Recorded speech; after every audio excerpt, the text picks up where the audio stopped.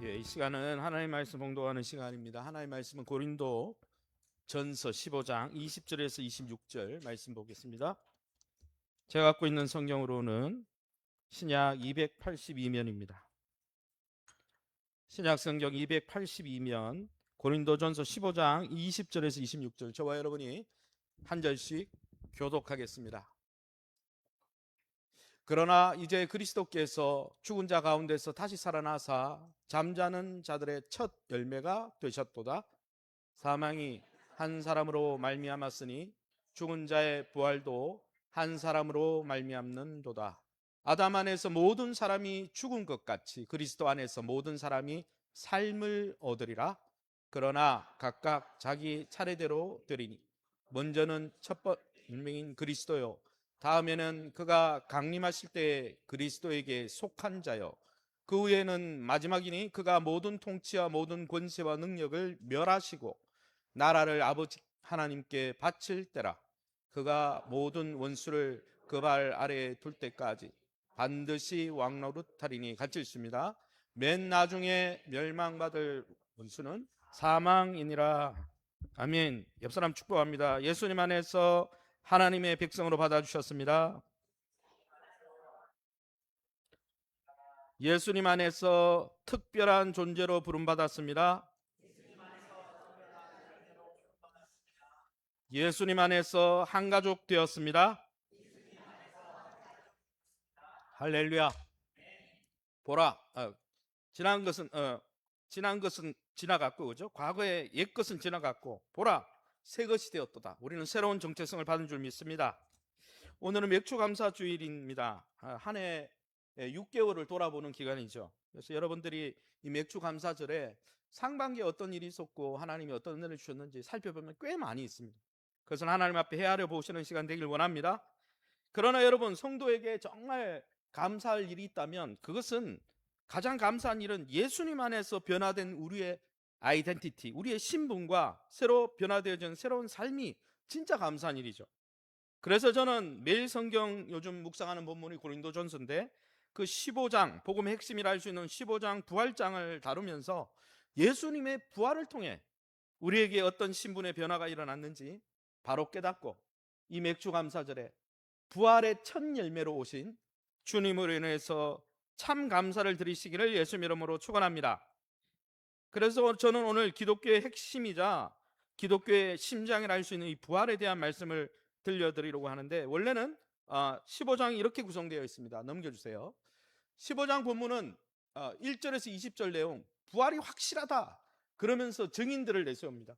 부활의 증인들, 부활을 실제로 예수님을 봤던 증인들을 내세우고, 또 A 다시 마지막 부분에 보면 부활의 복음이 확실해서 이것만 붙들면 승리한다, 이것을 이야기하죠.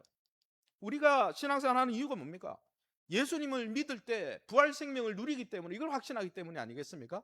그러면서 B-에 뭘 설명하냐면, 아담 아래, 죄 아래 있을 때 우리의 삶과 예수님 안에 들어갔을 때 우리의 삶이 부활의 능력으로 어떻게 차이가 나는지, 그리고 B-에는 실제로 미래에 부활할 때 우리의 모습이 어떠할 건지를 설명해 주면서 이 부활의 복음을 붙들 것을 이야기합니다. 그리고 이 마지막 X축이죠. X축이 중요하죠. 이걸 동심원 구조라고 그러는데, 이 헬라 시대 때 이렇게 강조했습니다. 그래서 오늘 우리가 설교할 본문이 이 X에 들어가는 내용인데, 예수님의 부활이 확실하다면 우리의 삶, 우리의 현재의 삶에 어떤 의미가 있는지, 그 부활이, 또 부활을 정말 믿는다면 우리는 어떻게 살아가야 되는지에 대해서 저는 여러분과 좀 말씀을 나누려고 합니다.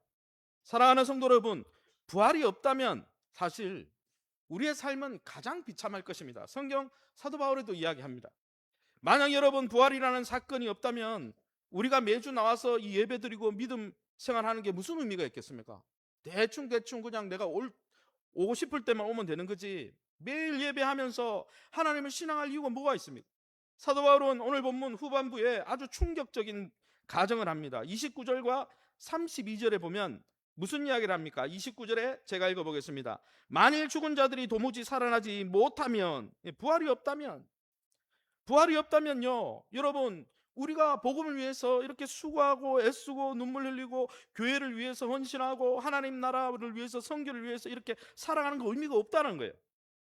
부활이 없다면요, 당장 내일 죽어서 한 줌 흙으로 사라질 인생인데 더 살 수 없는데 왜 사서 고생하겠느냐, 그 이야기를 사도 바울이 이야기합니다.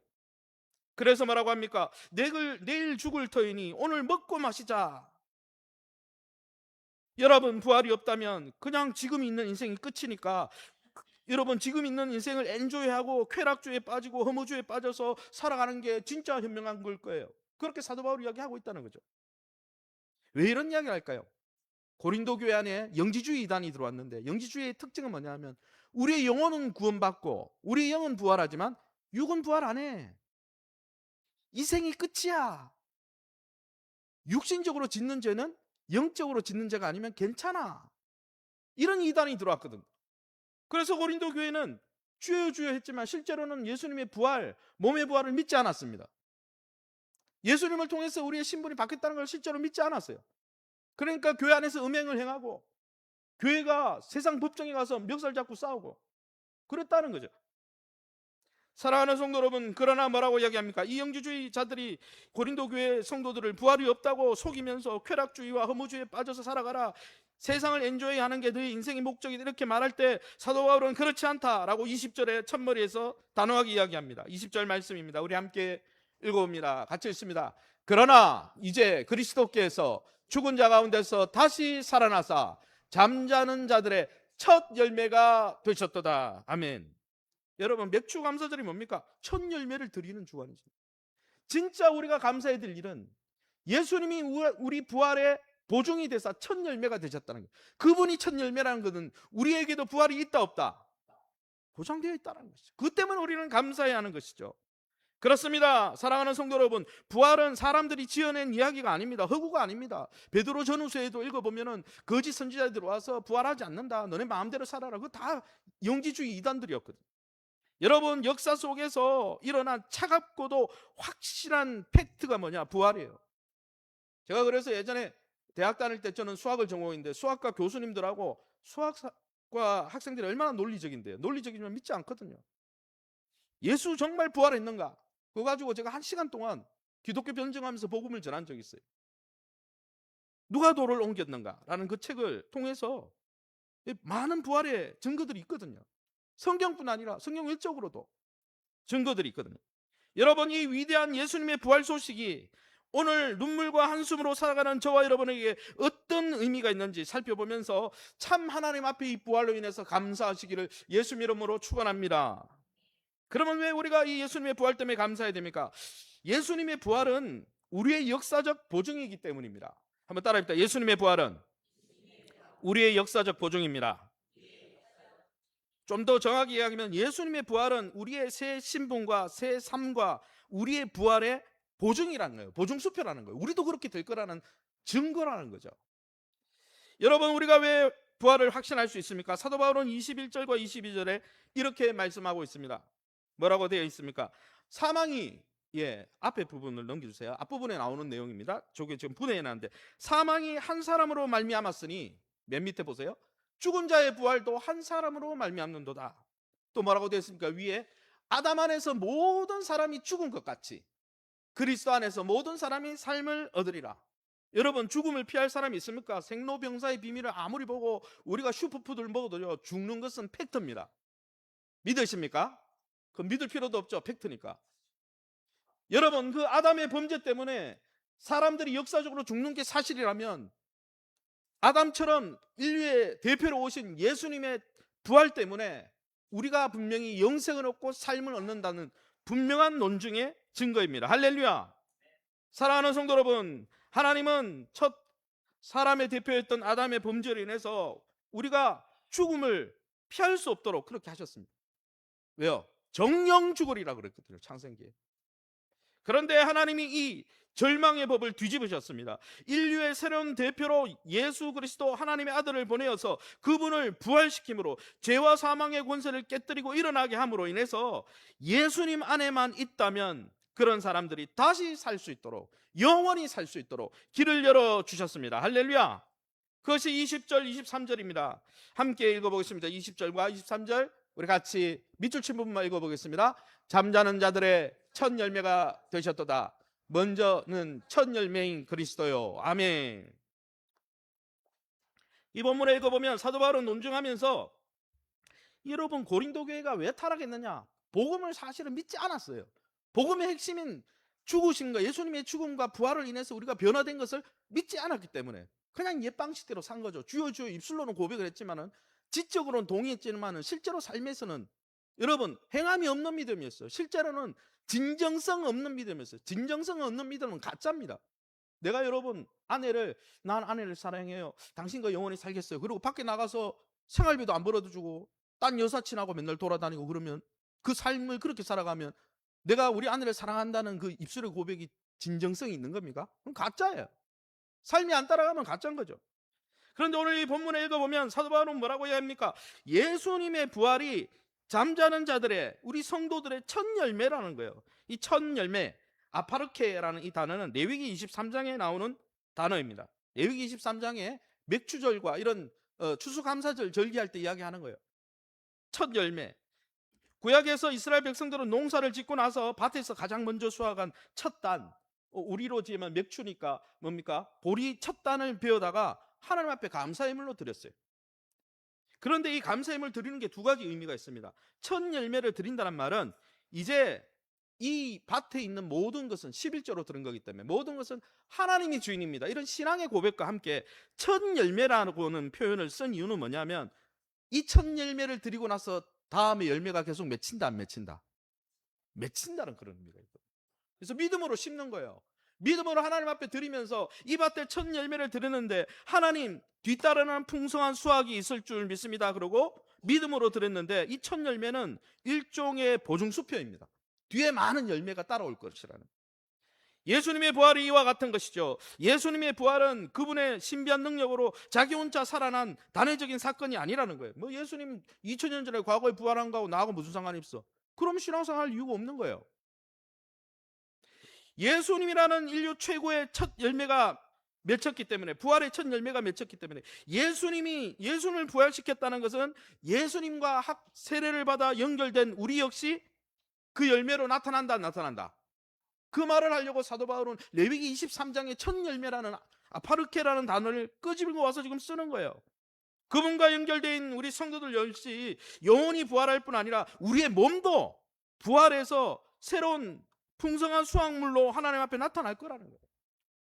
여기 그림을 한번 보세요. 저 그림에 나오는 꽃이 무슨 꽃인지 아십니까? 뭐 벌써 나와 있으니까 복수초라는 꽃입니다. 복수초라고도 부르고 얼음색 꽃이라고도 부릅니다. 산에 등산하는 분들은 가끔씩 볼 수 있어요. 추운 겨울이 지나고 아직 산 여기저기에 차가운 잔설이 남아 있을 때 이 얼어붙은 땅과 얼음을 뚫고 나오는 가장 먼저 나오는 이 노란 꽃망울을 터뜨리는 신비한 야생화가 있는데 이게 복수초라고 합니다. 산을 오르는 이 등산객들이 이 노란 꽃을 눈이 서려 있는 아직 봄이 오지 않은 그 시기에 등산하면서 이 노란색 한 송이 꽃을 발견하면 여러분 당장 산이 푸르러지는 건 아닙니다. 살을 내는 듯한 차가운 겨울바람이 멈추는 것은 아니죠. 여전히 겨울입니다. 그렇지만 산을 오르는 그 얼음 사이에 피어난 이 노란색 복수초를 보는 순간 사람들이 생각하는 거예요. 뭘 생각하는 거예요? 아, 이제는 겨울은 지나가겠구나. 또 뭘 생각합니까? 곧 있으면 개나리와 진달래와 모든 꽃들이 피겠구나. 그래서 많은 사람들이 이 복수초를 봄의 확실한 보증이 되는 이 꽃이다. 저걸 보면 다 뭘 생각하는 거예요? 봄을 생각하는 거죠. 봄의 꽃들의 향연을 떠올리게 만드는 거예요. 사랑하는 성도 여러분, 예수님의 부활이야말로 차갑고 얼어붙은 사망의 대지 위에 피어난 인류 첫 번째 복수초와 같다는 거예요. 비록 우리가 살아가는 지금 현실은 여전히 죽음의 짙은 그림자가 있고 질병의 고통이 있고 사랑하는 가족을 살별하는 아픔이 있을지 모릅니다. 겉으로 보기에는 눈앞에 보기에는 여전히 차가운 겨울입니다. 그러나 여러분 부활의 첫 열매로 오신 예수님을 바라보시기 바랍니다. 예수님이 부활하셨기 때문에 그분을 믿고 그분에 속한 우리도 영광스러운 몸의 부활로 우리의 몸의 부활의 날이 반드시 올 거라는 거예요. 할렐루야. 예수님을 보고 있다는 것은 예수님에 속한 우리도 부활할 것을 연상하게 하는 것이죠. 그러므로 사랑하는 성도 여러분, 믿는 자들은 장례식장 가도 슬퍼하긴 하지만 소망 없는 세상 사람들처럼 절망해서 울지는 않습니다. 왜요? 다시 만날 걸 아니까. 믿는 자들에게는 죽음은 파멸이 아니라 나사로를 깨우신 것처럼 예수님이 다시 오실 때 잠깐 잠들었다가 다시 깰 잠에 불과하기 때문에, 그걸 믿기 때문에, 그 몸의 부활을 믿기 때문에 우리 성도들이 장례식장에서 소망을 가지잖아요. 저도 천국에 가면 보고 싶은 사람이 있어요. 저희 가정을 위해서 항상 기도해 주셨던 외할머님, 여전도사님이었던 외할머님, 또 저 먼저 간 동생, 남동생 수영이도 보고 싶고, 저는 그런 소망으로 살아가거든요. 여러분, 부활의 확실한 보증수표가 되시는 예수님을 가슴팍에 여러분 품고, 때로는 육체의 연약함이 나타나고 죽음의 공포와 질병의 공포가 몰려올 때 믿음으로 당당하게 이겨내시기를 예수님 이름으로 축원합니다. 그러면 여러분, 두 번째 이 사도 바울이 이 복음의 핵심을 통해, 부활의 핵심을 통해 우리에게 도전해 주는 바는 뭡니까? 두 번째는 따라합시다. 하나님 나라는 온 우주에서 반드시 승리하고 성취될 것입니다. 여러분, 예수님의 이 부활이 단순히 나만 잘 믿고 내가 천국 가고 구원받는 개인적인 사건으로 끝나는 걸까요? 성경은 그렇게 말하지 않아요. 그런 지엽적인 구원론을 가졌으면 벗어나시기 바랍니다. 그런 면에서 보면 성경의 목적이나 신앙의 목적은 우리 개인 구원도 아닙니다. 개인 구원이면 우리는 이미 영적으로 구원받은 사람들이죠. 그러면 이제는 남은 삶은 노세 젊어세 놀아. 나는 이미 다 구원받았으니까 내 마음대로 살아야지. 착각하는 거예요. 성경의 목적은 개인의 구원에 있지 않습니다. 여러분, 오늘 성경 읽어보면 개인의 구원에 국한되지 않는다는 거예요. 사도 바울은 부활의 지평을 넓혀서 하나님 나라가 온 우주에 임할 것이다. 그 부활 때문에. 그렇게 말하고 있다는 것이죠. 오늘 성경 24절을 함께 읽어봅니다. 같이 읽습니다. 그 후에는 마지막이니 그가 모든 통치와 모든 권세와 능력을 멸하시고 나라를 아버지 하나님께 바칠 때라. 아멘. 여러분, 성경에 나오는 예수님의 부활은 하나님의 철저한 순서와 시간표에 따라 계획적으로 진행됐다고 이야기합니다. 제일 먼저는 예수님이 부활하셨고, 첫 열매니까 예수님이 다시 오실 때 성도들이 부활할 겁니다. 우리가 부활할 겁니다. 할렐루야. 그래서 우리의 삶은 여기가 끝이 아니에요. 옆 사람 축복합니다. 계속될 겁니다. 너무 아웅다웅하지 마세요. 여기에서 다 움켜쥐지 못했다고 이 세상이 끝이냐 아웅다웅하는 사람은요, 부활을 안 믿는 사람이에요. 이 세상에 함몰되어서 사는 사람, 부활을 안 믿는 사람이에요. 여러분, 그런데 마지막은 어떻게 된다고 합니까? 마지막 세상 끝날이 오면 이 예수님의 부활 때문에 어떻게 된다고요? 세상의 모든 악한 통치와 세상의 권세와 하나님을 반역하던 사단의 세력을 완전히 멸하시는데, 그게 부활의 마지막 종착역이라고. 그래서 25절 26절에 다시 한번 읽어보겠습니다. 같이 읽어보겠습니다. 25, 26절 시작. 그가 모든 원수를 그 발 아래에 둘 때까지 반드시 왕노릇 하셔야 함이라. 맨 나중에 명망받을 원수는 사망인.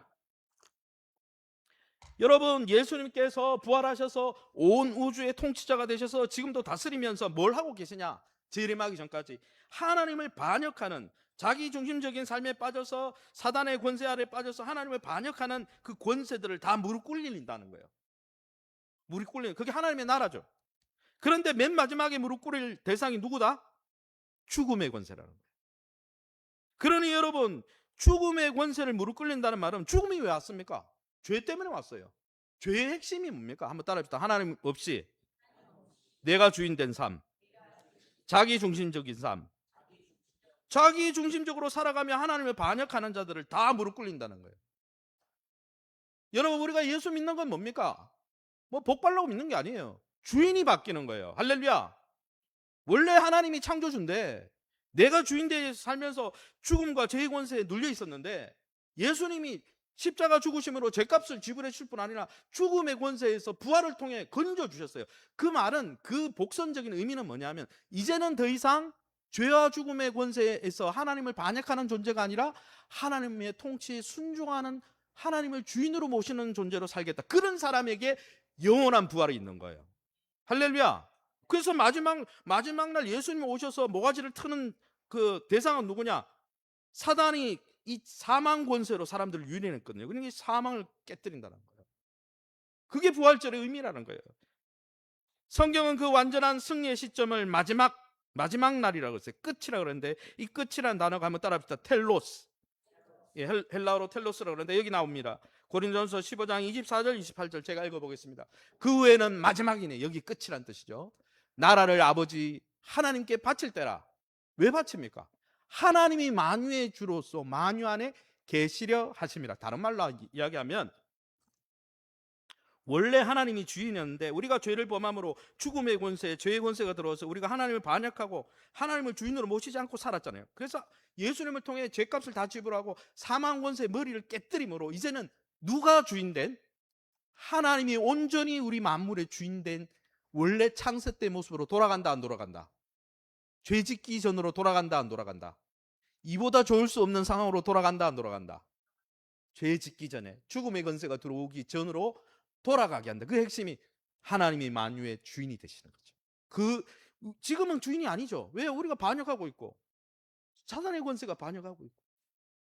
그래서 이 세상이 깨어진 거 아닙니까? 여기 나오는 마지막 끝이라는 표현은 시계 태엽이 다 되어서 멈추는 허무한 끝을 말하는 게 아닙니다. 헬라 그 원전에 찾아보면 이 텔로스란 단어는 한번 따라할까요? 예정된 목표나 목적지가 최종적으로 완벽하게 달성되는 상태. 원래 하나님이 계획을 갖고 있었는데 그 계획이 완벽하게 이루어지는 상태를 텔로스라고 합니다. 끝이라고 합니다. 이 말은 무슨 말입니까? 세상의 역사가 어쩌다 3차 대전, 4차 대전 때문에 파멸하는 게 아니라는 거예요. 부활하신 예수님의 강력한 통치를 통해 그동안 하나님이 태초부터 계획하셨던 완벽한 사랑과 완벽한 공의와 정의의 통치인 하나님의 나라가 우리의 죄 때문에 망가졌었잖아요.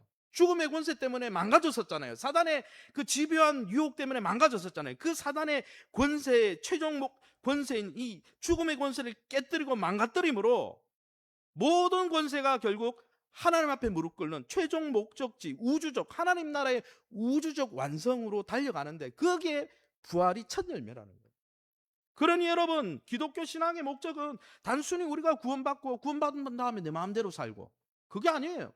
구원받고 하나님 나라 백성이 되어서 이제는 하나님 나라 통치가 올 텐데 그 하나님 나라 통치의 마지막에 멸망받을 것이 죽음의 권세, 죄의 마지막 권능인 죽음의 권세를 멸망시키고 다 하나님 앞에 복종하는 하나님의 나라 가운데 하나님 주시는 진짜 평강을 누릴 때 그걸 소망하면서 내 몸을 처복종시키고 하나님 앞에 반역하고자 하는 세상의 문화를 거부하고 그렇게 사는 게 부활신앙인 거예요.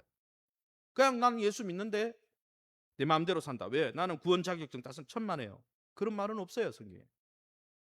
여러분, 28절의 말씀처럼 만물이 아들에게 복종하고 아들이 자신을 복종케 하시는 하나님께 복종함으로 하나님이 만유의 주인이 되시고, 그래서 하나님 나라가 첫 창조 때 하나님이 보시기에 심히 좋았던, 죄가 들어오기 전 하나님이 통치의 원리가 온전히 하나님의 영광이 뿌리 내렸던 첫 창조 때 그 영광으로 돌아가는 것이 기독교 신앙과 기독교 신앙의 목적인 거예요.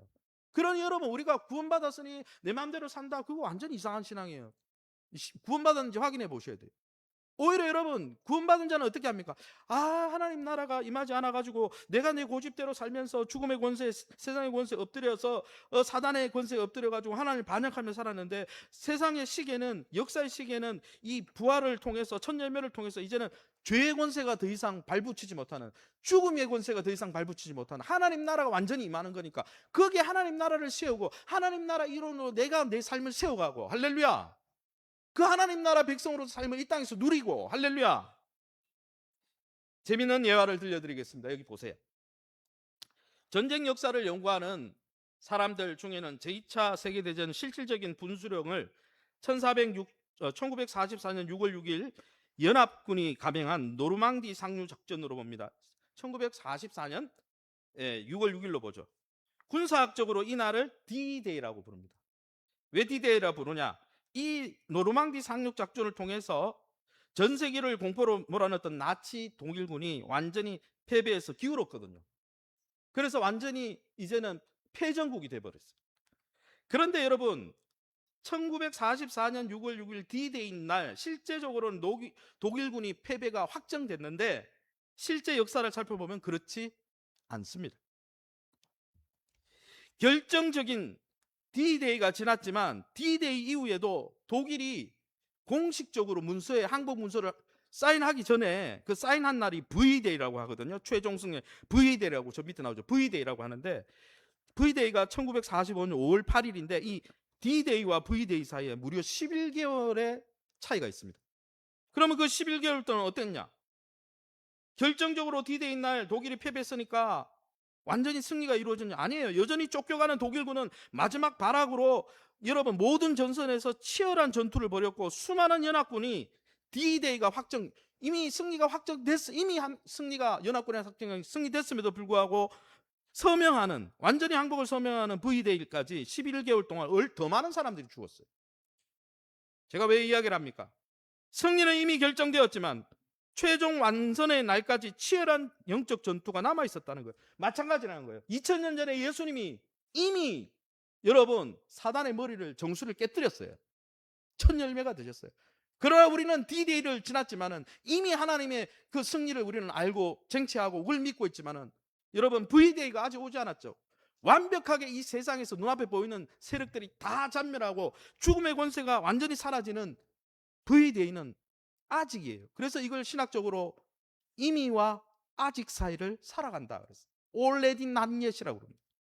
사랑하는 성도 여러분, 우리는 2000년 전에 예수님이 무덤을 열고 부활하신 그 사건을 통해 사단과 사망 권세가 그 심장부로부터 완전히 타격을 받아서 영적 D-Day를 우리는 지나갔습니다. 그래서 사단의 죽음의 권세는 이미 패배가 확정된 권세. 두려워할 필요가 없어요. 그러나 어떻습니까? 우리가 지금 어떤 시대를 살아갑니까? 이미와 아직의 시대를 살아가면서 어떻습니까? 주님이 아직 와가지고 완전하게 뭡니까? 결정적으로 종식을 선포하는 최종 승리에 대한 V-Day가 텔로스가 아직 오지 않고 그 중간 시대를 살아가고 있기 때문에 우리 삶 속에 부활을 믿지만은 예수 그리스도를 통해 새로운 존재가 됐다는 걸 믿지만은 사단은요 확정된 패배를 인정하지 않고 발악하고 있는 거예요. 흔들고 있는 거예요. 그래서 우리의 삶 속에는 예수 믿지만 억울한 고난도 있는 것이죠. 그래서 예수 믿는 사람들이 경제적인 어려움도 겪는 것입니다. 그래서 예수 믿는 사람들이 오히려 세상의 악한 자들이 더 득세하는 모습을 보고 낙심하기도 하는 거죠. 왜? 아직 V-Day가 안 왔어요. V-Day가 오면 다 쓰러질 거예요. 그러니 기억하시기 바랍니다. 저와 여러분은 이미 승리가 확정된 싸움을 싸우고 있는 하나님의 군대입니다. 할렐루야. 이 세상이 아무리 악해지고 교회가 조롱을 받고 성도들이 조롱을 받아도 절대 기죽지 마시기 바랍니다. 물론 우리가 잘못한 것에 대해서는 사과해야 되지만 여러분 세상이 잘못해가지고 우리를 오해하고 곡해하는 것은 우리가 그렇게 기죽을 이유가 없어요. 마침내 주님이 다시 오시는 날 완벽한 V-Day가 임하면서 우리의 눈물을 닦아주실 것입니다. 그게 계시록에 나오잖아요.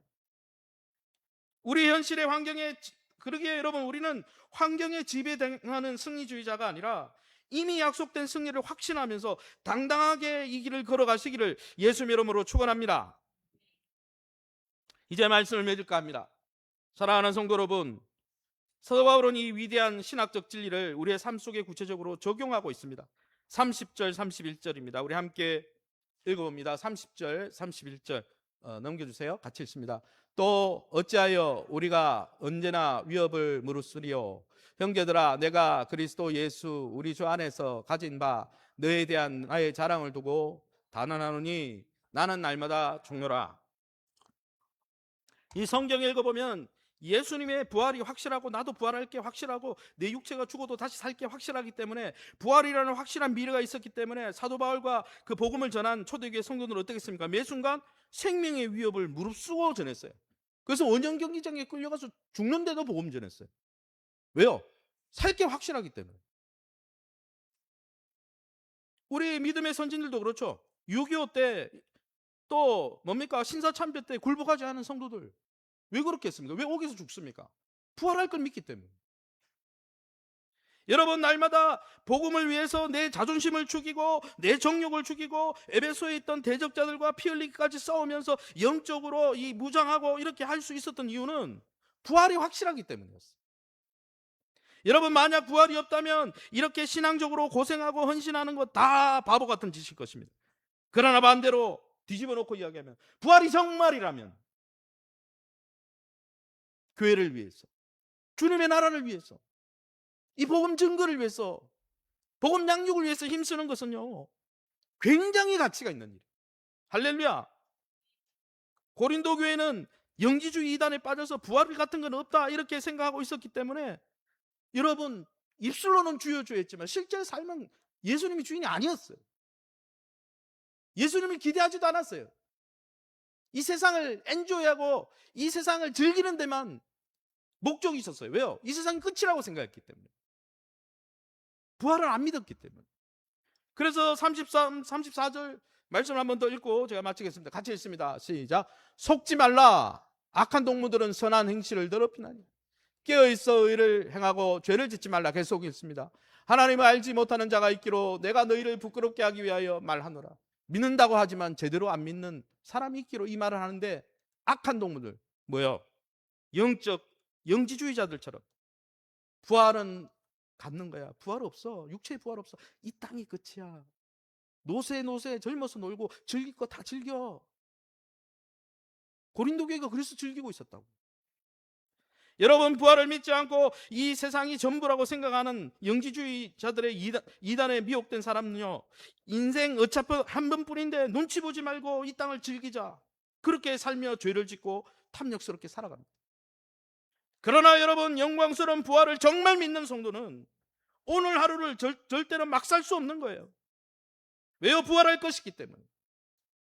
여러분, 영원한 하나님 나라의 가치를 알기 때문에 세상에 썩어질 이 유혹을 속지 않고 영적으로 벌떡 일어나 하나님의 뜻인 의를 행하고 죄와 피를 흘리기까지. 왜요? 무엇 때문에 하나님 나라가 방해받고 있어요?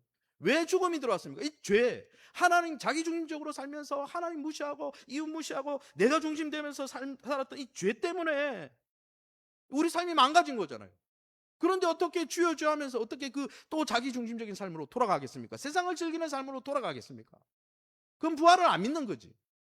그것은 예수를 안 믿는 거죠. 그것은 예수가 주인이 아닌 거죠.